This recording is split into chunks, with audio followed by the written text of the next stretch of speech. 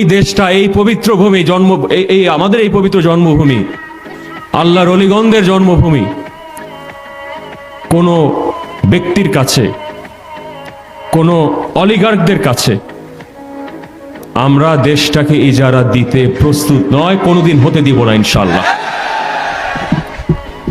এবং বর্তমান সরকারের কাছে আমি বিনীতভাবে অনুরোধ জানাবো, বিশ্বলী খাজা ফরিদপুরি যেভাবে আমাদের নির্দেশ দিয়েছিলেন যে একটি কল্যাণ রাষ্ট্র যেই বাংলাদেশ সকল শ্রেণী পেশার মানুষের জন্য হবে, বিত্তশীল হোক, গরিব দুঃখী মেহনতি সকল শ্রেণী পেশার, হিন্দু বৌদ্ধ খ্রিস্টান মুসলমান সকল মানুষের জন্য এমন একটি আধুনিক প্রগতিশীল একটি বাংলাদেশ তিনি গড়ার, একটি মেধাতান্ত্রিক একটি সমাজ ব্যবস্থা গড়ে তোলার তিনি আহ্বান জানিয়েছিলেন। তার জন্যই জাকের পার্টির যে প্রতিষ্ঠা।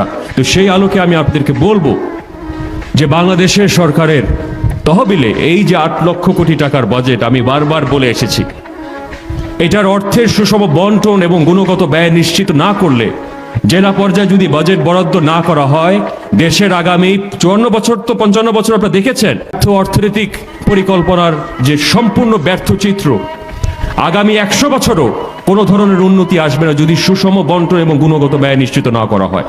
আল্লাহর ওলি সকলকে আল্লাহ তাআলা কত ভালোবাসেন, বিশ্ব ওলি খাজা ফরিদপুরকে আল্লাহ কত ভালোবাসেন।